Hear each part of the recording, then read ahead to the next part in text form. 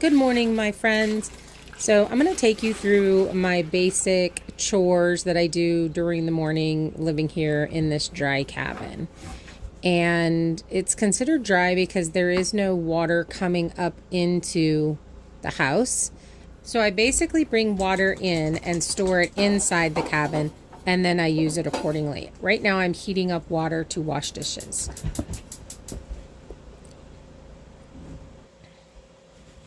So after I do that, I go upstairs, I get dressed, I come down, and I do basic care. Brush my hair, put my goat tallow moisturizer on my face, and get to cleaning up the tubs that I have that I wash and rinse dishes in.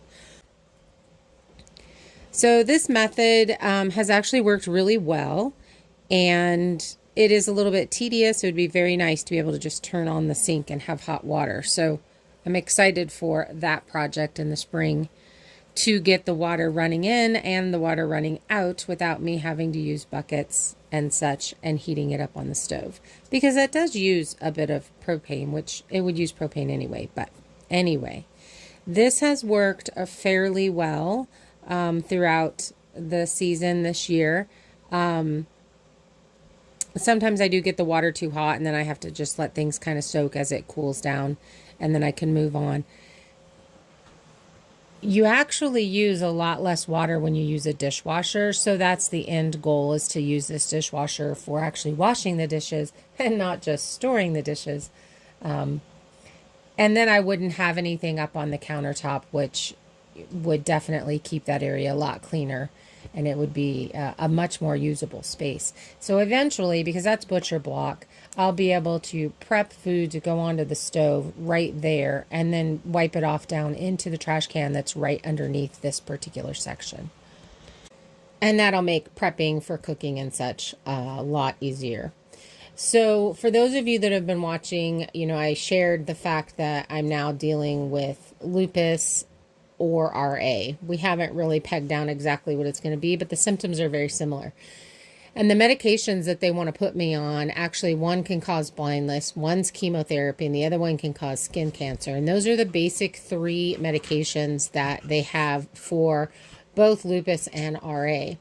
So I've chosen to get as much done through diet and environment. So I've moved myself onto the keto diet, and for somebody that really enjoys cooking, this has been a struggle because I really like baking and preparing and all of those things. And it's an extremely basic diet where you basically just eat meat and animal byproducts. So dairy and butter and that kind of stuff. But you want to limit as much dairy as you possibly can. So I'm moving myself into this lifestyle. It is actually really hard and very successful in treating the inflammation in my body, and it's supposed to heal your gut. So basically what I eat for a day is what you see right here, and I end up cutting the steak in half, and I put it away, and I kind of snack on that throughout the day if I get hungry. And then I have a couple of eggs, and then I have some of my ice cream that I'll show you how I prepare that here in a little bit.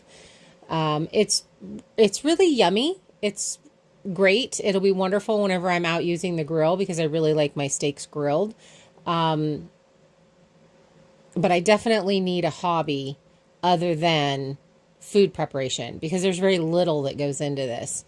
That being said, I always thought that this was going to be an extremely expensive diet to do, but because you're not buying any of the extras of anything, it's actually not. So my grocery bill has gone down, and I easily can raise all of the meat that I eat in this diet here on the farm. And that has put me into studying what is the actual best meat for us to eat, the healthiest for us to eat when you have an autoimmune and you're trying to heal your gut from everything that's been put into our foods that is available at the grocery store. And lamb is one of them, and coon pigs. The pork in a coon pig is very different than your regular just pork that you buy from a feeder pig. and the health benefits are extremely different. So I'm going to be doing a video on the animals that I'm raising, why I'm raising them, and how much better their meat is for you to eat. And it's all comes along into this healing my lupus, or healing my body as much as I possibly can. I've really struggled with weight loss since the diagnosis, or actually before the diagnosis, which was one of the reasons why I went in and started getting tested, because I just could not lose weight. And, and then we found out all of this other stuff. So the thing that I've learned the most here in this tiny house, you see me using paper towels. I use a lot of paper towels.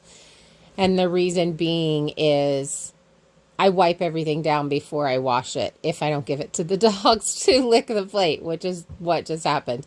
And I wipe everything down so that there's not a bunch of grease all over everything. There's, you get this grease and fat on everything because that's basically what you're eating. So, real quick, I actually brought in a 55-gallon bucket for water, and I take it outside. Let's go out, and we're going to feed the animals, take care of all of the critters. We have gotten quite a bit of snow, but not as much as normal. It's been an extremely mild winter. I've actually loved this winter. We've had a lot of really, really sunny days, and no wind. It's been fantastic. Going outside and spending time outside has been actually enjoyable this year because it's not crazy cold, lots of wind, and gray and yucky. So I vote for more winters like this. Now, we've gotten a lot of snow up high, and we did get a lot of rain early on.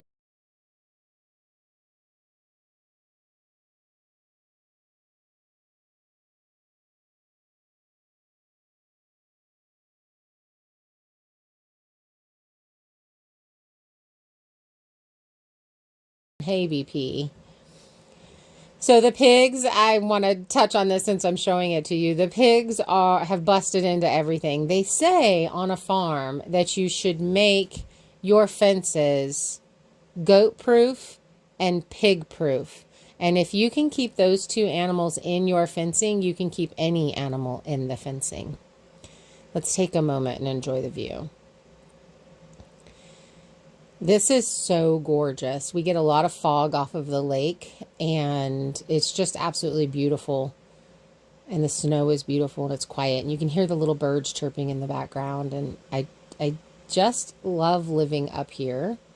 I'm excited to have the goat barn put in. So right in this area right here is where the goat barn will actually be, basically right along the fence posts that you see there. And the goats are getting some grain, and it's just to really keep them happy. So normally they're just going to be getting hay, and they get a lot of hay. They are grass-fed pork. They eat they'll graze. They're really good about that. And then I have these wild rabbits that just kind of do their own thing, and I want to keep them in the area because I do plan on catching them and processing them. And so them and the ducks, which are 4 male Muscovy ducks that you saw following me around, they get a little scoop of a snacky snack. And then I fill up on the inside of the barn. We took a cattle panel and made a big circle out of it, and I fill that up with hay, and the goats get to eat off of that, and they've really been loving it. But since the pigs have pushed through the fence and caused havoc, and they were able to do that because even though we've gotten a lot of sun, it's not enough to keep the electric fence hot. So I am going to have to purchase a plug-in electric fence so that I can run more electric fence on the outside of the goat pen fence and keep the pigs out. Because everybody's pregnant, and we cannot be having babies with pigs in the same spot because, unfortunately, pigs, they'll smell the birthing juices and blood and that kind of stuff, and they'll just go after it and eat it and seem like it's food in there, is a really high possibility that they could kill mamas and babies. So Coon pigs are considered one of the most friendliest homesteader pigs. They're actually very sweet, even though BP's tusks look very scary. And I've had people comment on that. They're very sweet, affectionate pigs. We go in and pet them all the time. But that definitely would be an issue.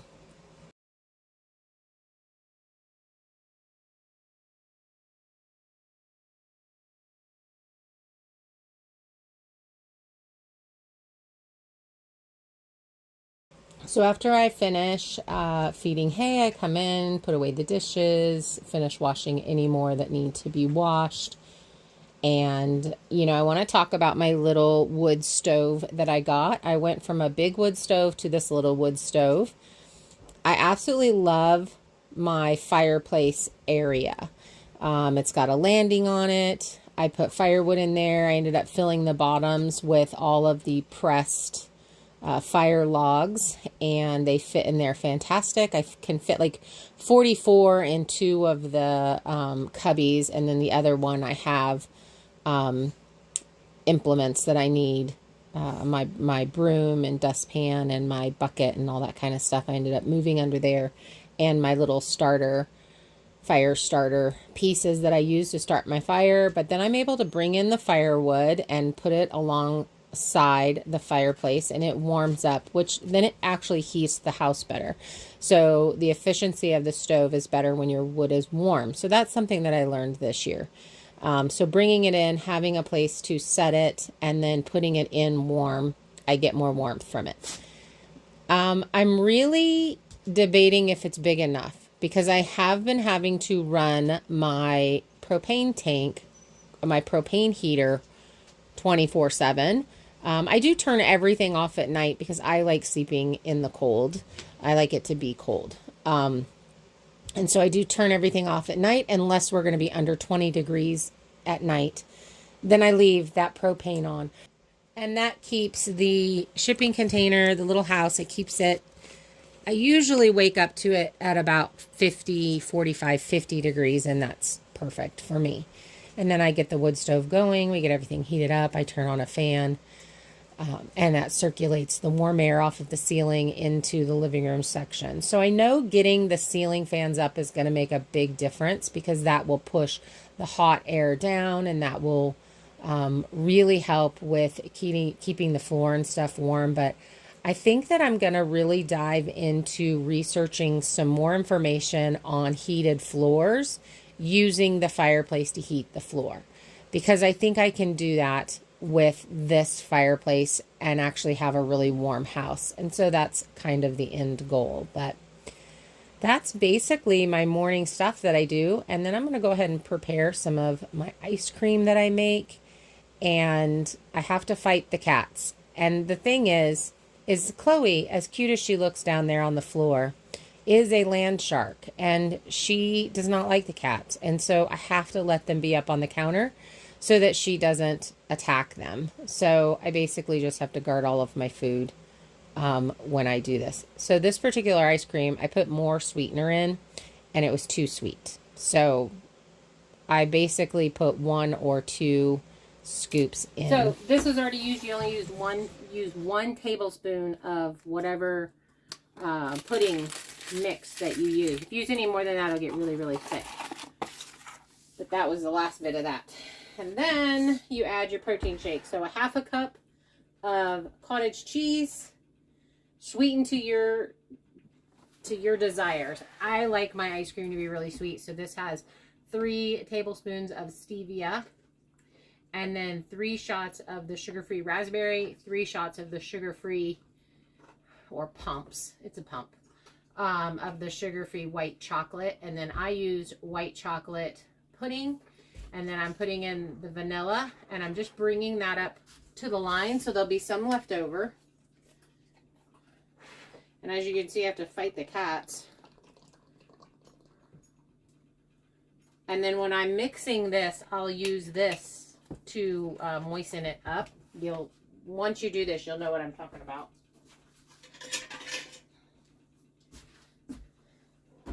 Now, there are some people that will spin this right now to mix up, but you do not have to. I don't. The only reason why I'm stirring this is to get the stevia to be incorporated and the pudding. So I just mix with that, add my lid, put it in the freezer. Then tomorrow, I will get to have white chocolate with raspberry ice cream. And it's really good. And I'll show you tomorrow what it looks like whenever I'm mixing it. Hello, Brennan. Hi, pretty kitty. It's one of those things that you tolerate if you really like cats. And I'd rather have cats than mice. So I deal with it. I literally wipe my counter down anytime before I'm going to cook on it or anything like that. And I do have to fight them for counter space. When they know I'm making, they love this ice cream. And so I always have to fight them for preparing it. So that's annoying, but like I said, I'd rather have cats than mice. So then I just put this in the fridge. The leftover bits, put this in the fridge. And then whenever I mix it, I use this and heavy whipping cream. And then it literally tastes exactly like, it's the texture and the thickness is just like store-bought ice cream, in my opinion. And I love ice cream. I'm a big ice cream eater.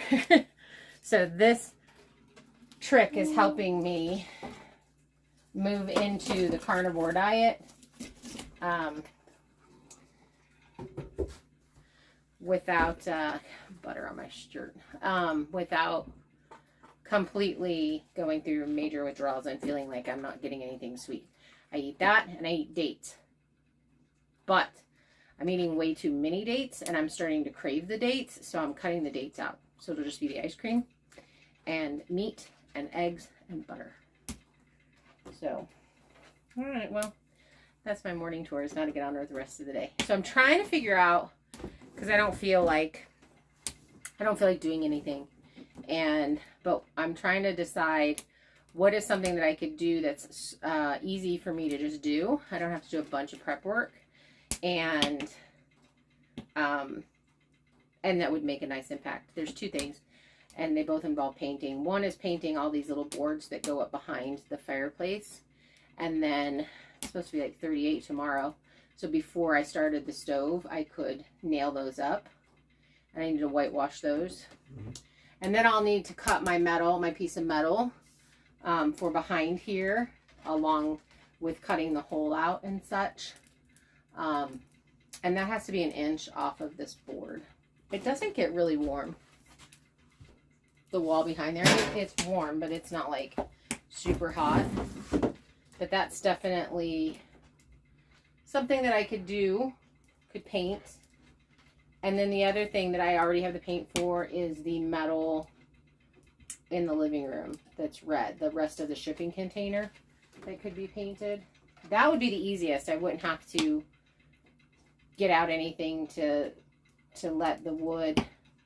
So my thought is I could nail my shiplap up and I could start whitewashing it in place, especially this side of it where maybe I wouldn't touch the stove.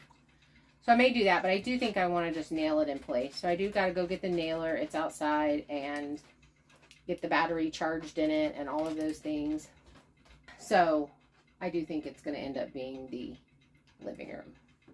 I think that's what I just talked myself into. But I'll prep for that for tomorrow. Maybe not the metal, but definitely the shiplap.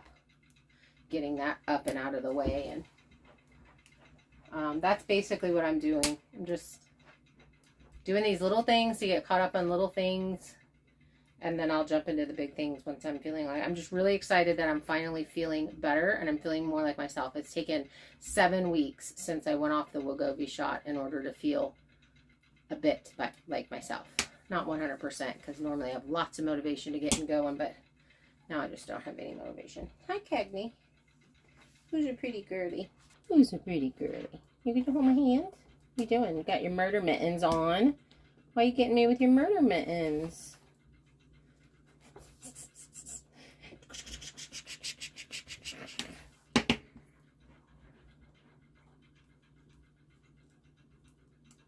You're so bitey.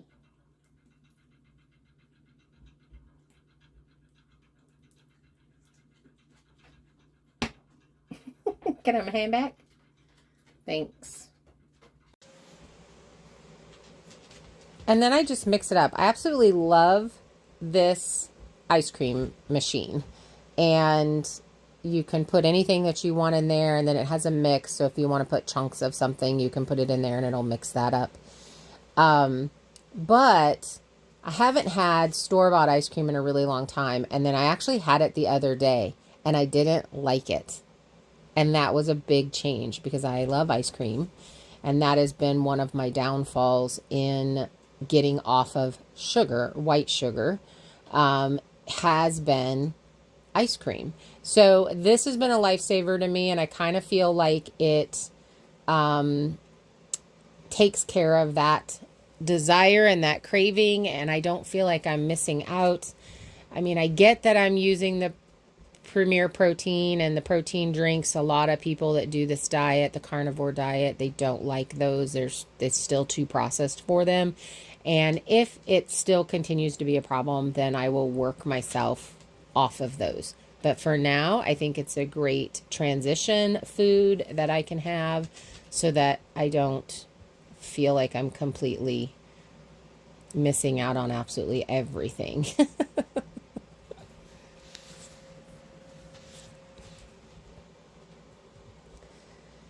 So, as I discussed, I'm going to paint this wall here in the living room, and I definitely went back and forth on what I wanted to do, and I decided on the black just because that's kind of one of my main colors in my color scheme that I am doing the tiny house in. So, black, gray, and turquoise.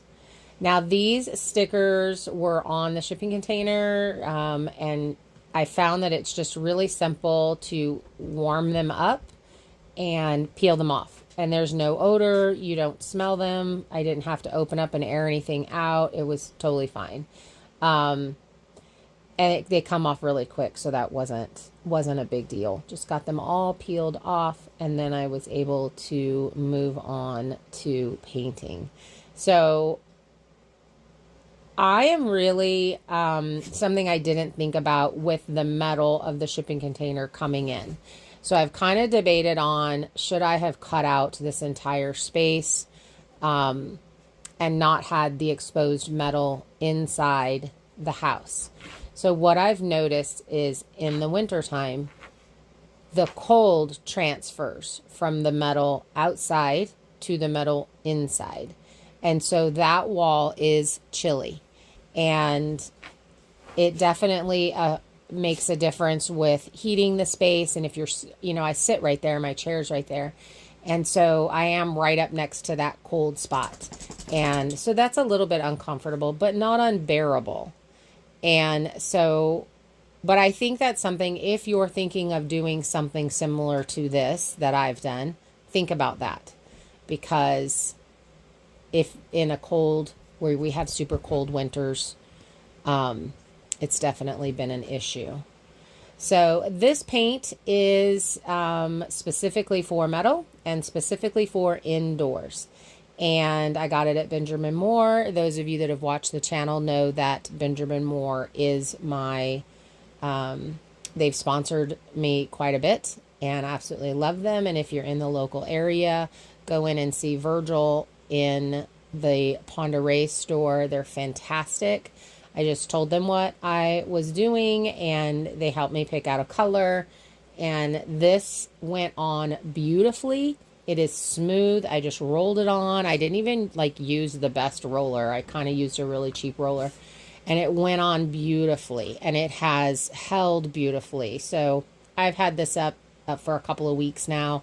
And I've dinged into it and all of those things. And it is absolutely perfect. I've had no issues whatsoever. So if you have any painting things that you're going to be doing, definitely go into the store and say hi, let them know that I sent you, and they will completely help you out. They're fantastic. I love them.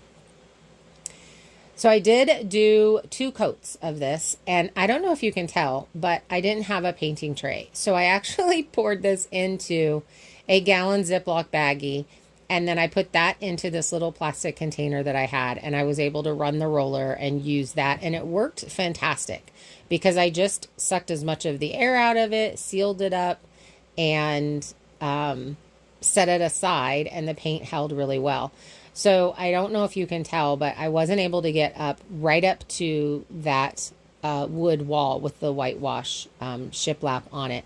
And I didn't have a paintbrush. So I'm going to have to come back and when I go into town and get a paintbrush and actually repaint that. So this paint is staying really well in the Ziploc baggie. I didn't have any spills. I didn't have any issues. And you know, with all of these animals that I have, between the 2 dogs and the 3 cats, that is seriously something that could happen. So I have to protect the paint from the hair and any fuzzies or anything like that. And the plastic bag worked great. So that's just a tip if you're painting something and you're going to be closing it up and such. But the second coat went on beautifully. You guys can't really tell as I'm painting it, but I did want to show you that I did put on 2 coats. And I'm really glad that I took the time to do this project. It definitely helped me feel good about the day or the week. And dealing with chronic fatigue has been a real issue for me. So that's why you haven't seen a lot of videos, but we're getting better. Okay, so it's a gorgeous, actually the rest of the month is supposed to be really nice, but we've gotten quite a bit of snow. Covered my wood pile there, covered that wood pile there. So hoping to get all this wood moved today into the shed. And my friend Jen's coming out, super excited about that, to spend the day. And honestly, if we just get this pile moved, all tarped and the snow was really heavy, and maybe get quite a bit of those rounds split, I'll be happy. I don't know how long she's gonna stay. It's like a 2-hour drive here from her house, and so it's actually 5-hour drive day when we go to each other's houses. But so I'm just gonna get started. She's on her way. I have to take lots of breaks because of my lupus and RA is really affecting me. What are you doing? Hi, Brennan.